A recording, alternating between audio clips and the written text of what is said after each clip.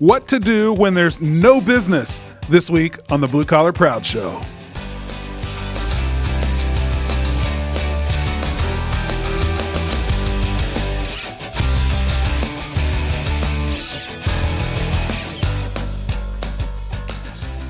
Hey there, Proud Nation. Welcome back to another episode of the Blue Collar Proud Show. It's the show for people who want everything in life around their blue collar business, the blue collar business dream, having and living the blue collar business dream, I should say. My name is Carter Harkins. Right here sitting with me is Taylor Hill. Hey, man. I am here every week. We are talking this week about a subject that is important, especially for businesses in seasonal industries or seasonal markets. So this would be everything from like snow plowing, for example. Yeah, there's one. Landscaping in some areas. Yeah, absolutely. And any area other than South Texas or Florida. Exactly. But it's a challenge being in those industries. There's huge opportunity, first of all. Yeah. But there's also huge challenges because of the nature of that. So we're going to talk about that today. Yeah, so I want you to tell me just your thoughts. I mean, you have a really great way of kind of thinking outside the box a lot of times. So what is your thoughts on seasonal businesses and the challenges they have? Well, I think, like I said, there's opportunity, but the challenges are the things that make that opportunity look almost not worth it, for a lot of business owners. You've got to be a certain kind of business owner and tolerate a certain kind of risk and be a certain kind of planner. Here's the real challenge. So in a seasonal business where you've got, you're making hay while the sun's shining, everything's good, farmers will tell you that this is the way that it works. When everything is coming in out of the fields and you're taking it to market and selling it at the market price, life looks good. I mean, you got a bank account just full of cash and things are, and I'm not saying that you're rich, but I mean, compared to other times of the year, you're looking pretty flush. Yeah. And then, every year that after you've brought in the harvest and brought it to market, that there's not going to be, you don't have any more crops in the field, but you've still got tractors that need to be repaired from the season. You've got employees that still need to, be paid. There's still work around the farm to do to prep for the next year, but there's no more money coming in. And so you watch as that stockpile in your bank account just dwindles down to nearly nothing. And the smart farmers know that they've got to put aside enough to get them through that season and back into the growing season and harvest again.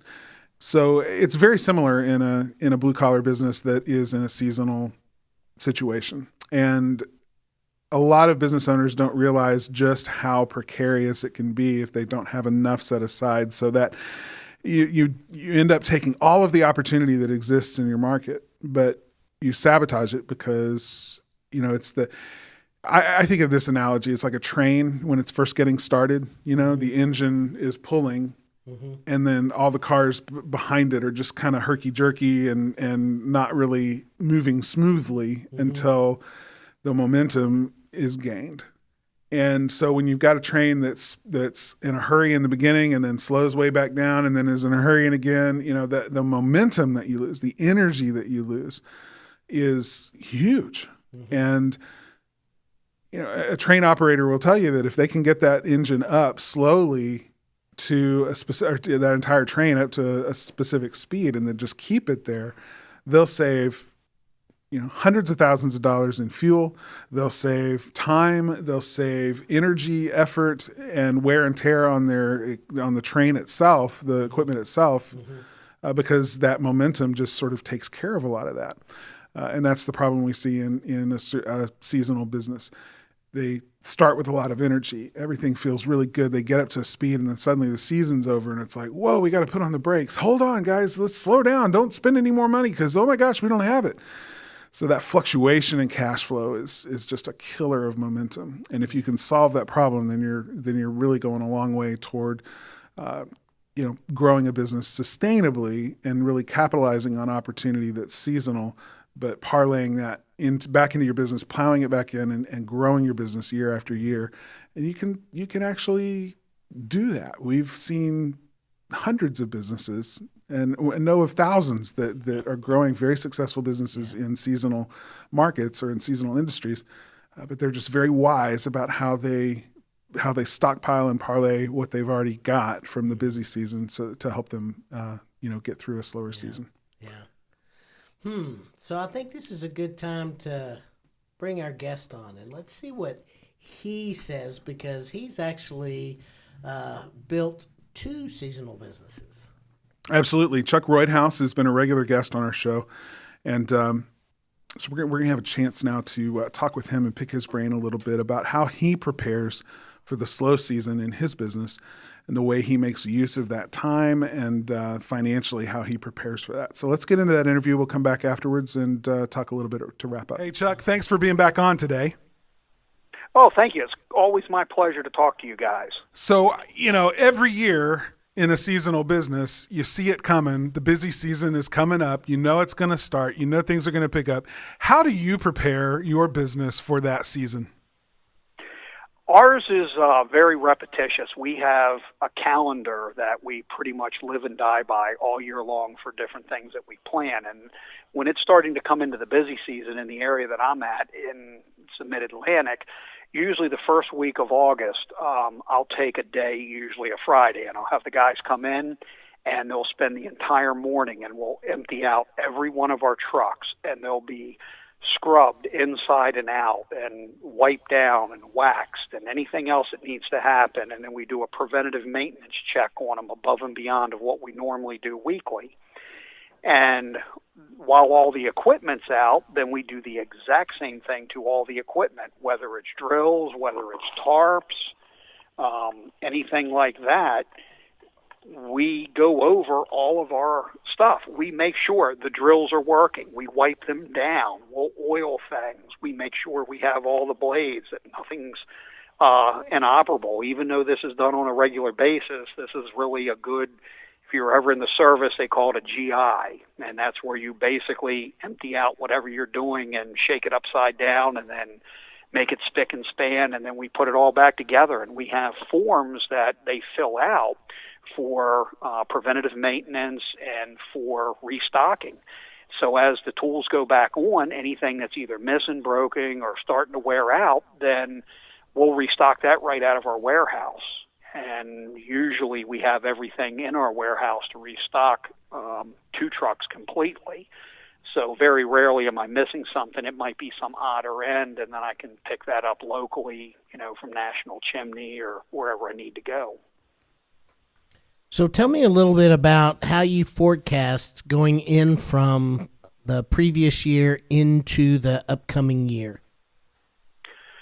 Well, what we'll do is we'll pull all our stats, because we track everything from number of phone calls per day, how many of them were, the crank phone calls where I guess they're automated dialing and then they hang up on you, to close rates, to types of jobs that we're booking, whether they're repairs, whether they're service calls, whether they're sweepings and inspections.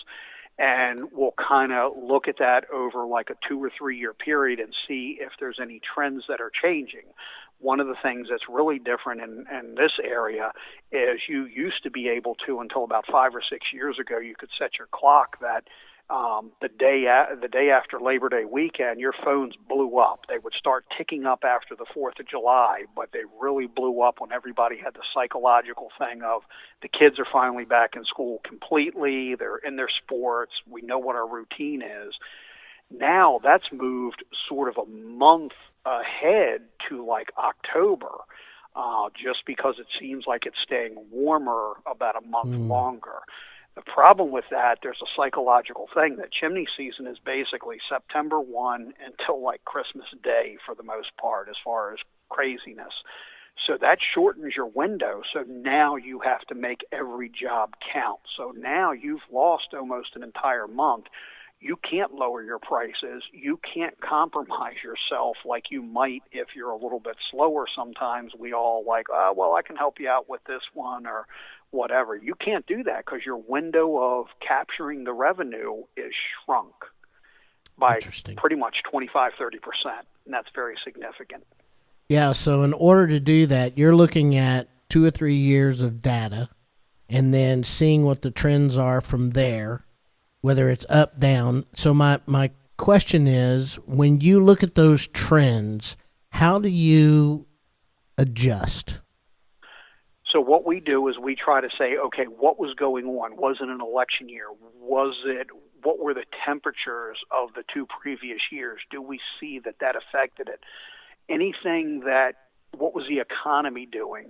Anything that might be an outlier, you notice that, and then you decide whether that's still going on or not, or it did or didn't affect it.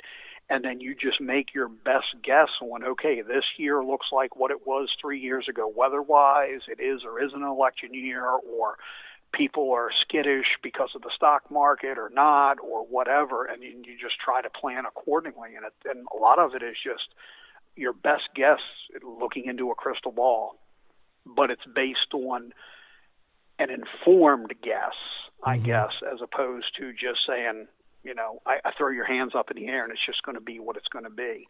And what that does is that'll tell us how many jobs a day we need to do. If we're going to shorten our revenue time and we normally do only 3 jobs per day, then maybe we need to do 4 until we get to the point of daylight savings where it can't happen any longer, just because you lose the daylight here. Sure. Talk just for a minute about what you do to help, because one of the big challenges in a seasonal business is when the season's on, it's hot and heavy and you can't even get to all the people that need your service. So I know that a lot of people in your industry back out the regular customers that they serve every year and try to position those customers during a slower period of the year so that you have more capacity for new customers that have never used you before during the busy season. Is that something you do? Oh, yeah, of course. Yeah, well, we've been doing that for 25 years. Sooty Bob came up with forward scheduling. And what we do as an enticement is if we go out and see somebody, we'll just say September to December, we will schedule them in a reverse order of like August, July, June, May, etc. So the next time we come back, we try to get it as close to a year as we can, but still in the off time where we're more flexible. And then we give them an incentive as being a repeat customer. They get a repeat discount. So that captures their attention of, yes, the next time we come out, it's actually only going to be 10 months. But by coming during this time of year, we're more flexible in our dates and timing. And to compensate you, we're going to give you a significant discount. That also keeps your cash flow going in the off season. So even if you're going out, most of the people, the downside of repeat clients that no one ever talks about is if you've done your job right and you've sold them everything that can be sold, now they just become sweeping and inspection. And there is no add-on sales. But knowing how quickly you'll move through those jobs and with extra daylight, those are easy days to make 4 job stops because you're not going to do the on-site sales and you're not going to have the extra time for the presentation because you've already sold them everything. So how do you make up what you can't sell? Well, you can never make up what you can't sell completely, but if you add a 4th job every day, that's a way to keep the revenue stream going. Yeah, and also your guy's busy. Yes, and that's the thing. The guys don't get nervous because they see the work's getting slow or they're not getting 40 hours or anything else. So there's a lot of psychological things that go on with this. Great information. Chuck, I appreciate it. It's always a pleasure to talk to somebody with such an ordered and disciplined mind. So, Proud Nation, thank you very much. Proud Nation, make sure you check out Chuck's website. It's theroydhouseeffect.com. Thanks, Chuck. Thank you. All right, so that was good information. And what I want to ask Taylor, just coming out of that, he touched on some practical things around systems, training, planning. I want your take. What are some practical things that you think seasonal business owners really need to focus on, especially around money and marketing? Well, I think in the beginning what you said about paying attention to when you've got it. And again, I love the analogy of the farming because, as you were saying that, I was like, wow, I probably learned that from my grandfather because in the mortgage business, it's very seasonal. A lot of people don't realize that. You've got basically the spring is when you make probably 2/3 of your money, or used to. And it may be a little different now, but when I was in it, that's when we had it. So, man, you had to put money away. You had to make sure that you knew what your expenses were every single month. And so when I talk to people and talk to them about just a marketing budget, most of them don't have a clue what they spend for marketing, which tells me they don't have a clue what they're spending on anything. So the very first thing is to figure out what you really spend a month. What do you really need per month in order to just live? I mean, that's the bare minimum. So multiply that by the months that you're not going to have a lot coming in, and make sure that you have that stockpiled. One of the things that I see way too often is they do the reverse. They put stuff on credit cards and banknotes and, loans that you can get. They run those up in the slow season, and then when they're flush, that's when they pay everybody back. And it's kind of backwards. And I've told some companies, I said, if you would just be really, really slim and get this reversed, you'd be amazed that, the stress it takes off of you, all that stuff. Because if you're in a seasonal business, you may have a season that you should be really, really great, not too great. Yeah, it may not turn out great. And so, it may not turn out so great. And man, if you're upside down with debt, it can destroy a business really, really easily. And these things should be, and I say should be, at the very, very top of what's important in a seasonal business is managing your money, okay? What I know about people is if it really is important, they figure it out. They'll do it if it's important to them. They'll do it if it's important to them. And what I find is there's a lot of people who just say it's important, but it's just not important enough. So that's a big deal with me. If you really care about your business, then you're going to figure out a way to manage your money and make it work. I think the other thing that I want to talk about too is there are so many things that people do with their money that makes no sense in seasonal businesses. So there are a lot of marketing companies out there, and I'm not going to name them, but there are a lot that do AdWords and Facebook ads and those kind of things. And they've got people convinced that you have to spend the same amount of money every single month, 12 months out of the year. Well, if during your busy season, if you're so booked you can't get to everybody and you're spending money on advertising, that's kind of nuts. So don't spend that money when you are flush and things are coming in. Save that money to spend on advertising when you really need it in those off-season things that you might be able to do. A lot of landscapers may, in the wintertime do snow removal or hanging Christmas lights or Christmas lights or whatever. Save that advertising when you're making a lot of money during the spring, summer, and fall months. Save that money to put towards some advertising and stuff, to hang Christmas lights or whatever you're doing. So, I mean, that just makes sense. On the flip side of that, a lot of people get so freaked out when they don't have anything coming in that the very first thing that they cut off is their advertising, which is like, me telling my wife, we're starving, quit cooking. Yeah. Man, I'm thirsty. Let's not pay the water bill. Don't pay the water bill. Right. I mean, it makes zero sense to me. And they're not thinking clearly because they've got themselves under stress. And one of the most stressful things in life is money and money issues. So to me, the very first thing that any business should do is get some help around their money. Good accountant, even if they have to go to counseling to figure out what it is about money. Their relationship to money. Yeah. Because that's really, really important. And that's a mindset issue. So these are things that people can do for themselves to set themselves up for success. And that's kind of my take on it. It's good. Having a seasonal business can be a huge opportunity. Mm-hmm. And finding ways of mitigating the seasonality is, I think, a really good thing.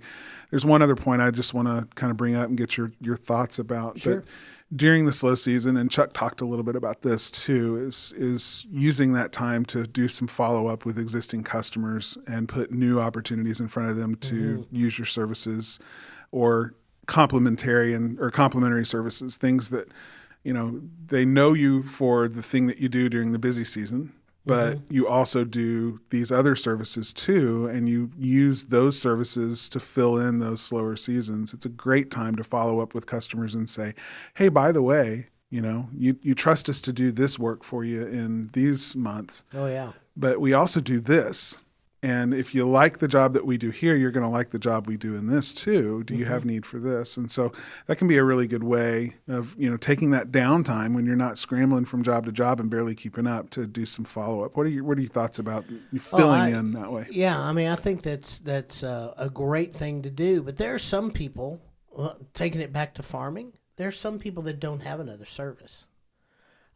Yeah, you're right. I'll just tell you. Well, snow removal, you can't, there's no Yeah. snow removal during June. No, there's just not. And if that's all you do, Right. then you're going to be fishing a lot of time, of your year, or working for somebody else or doing whatever.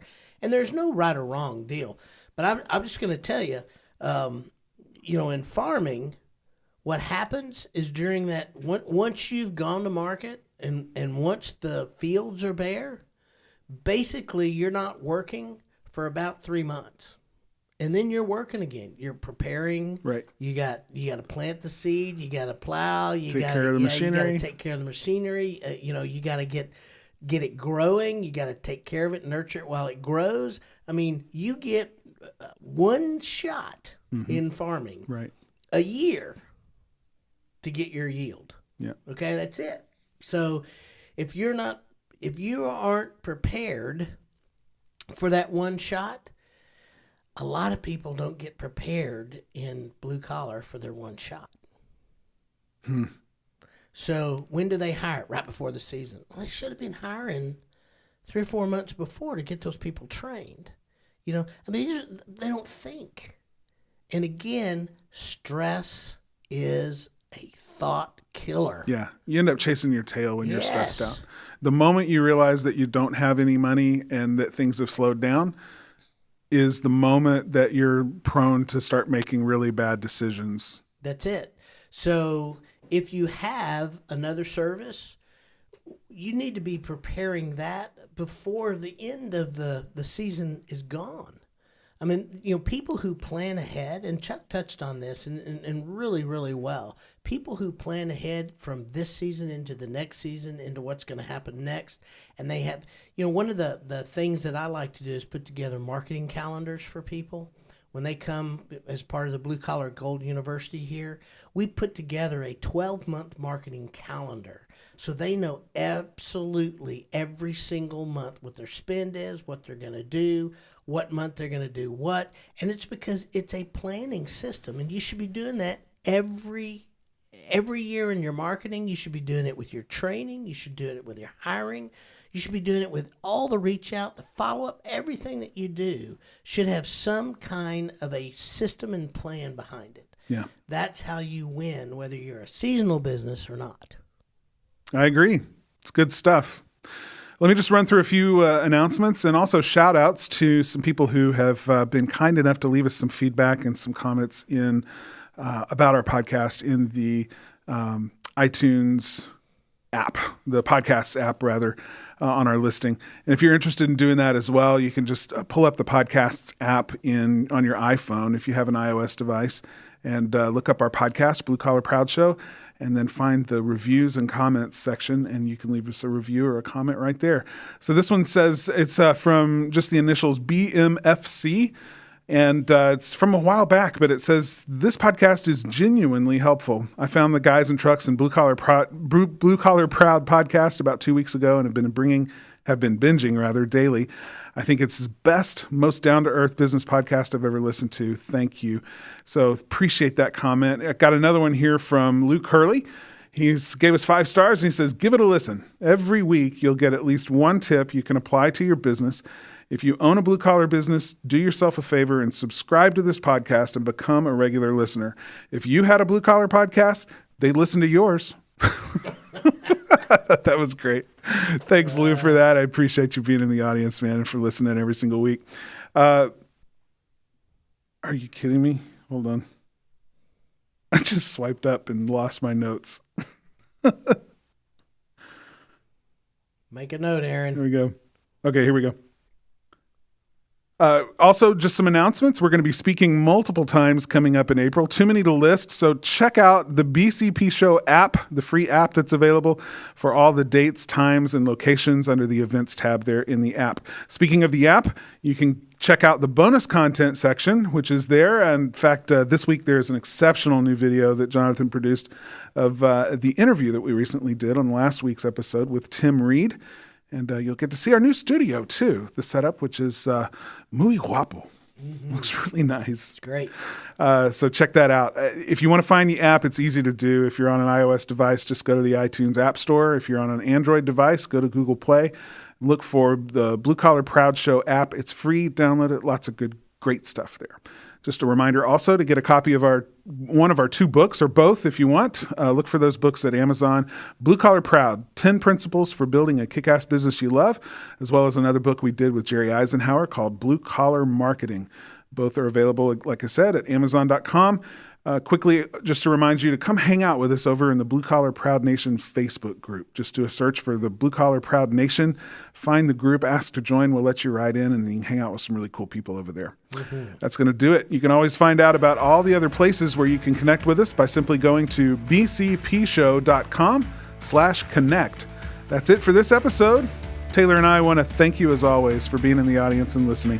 I want to thank the people that make the show happen every single week. Aaron Blaze, our technical director, Jessica Wynn, our show coordinator, and Jonathan Sanders, our social media manager. Until next time, remember, it takes the same energy to build a business you hate as it does to build one that you're proud of. So why not build it the Blue Collar Proud way? See you next time. The Blue Collar Proud Show is a production of the Blue Collar Proud Network.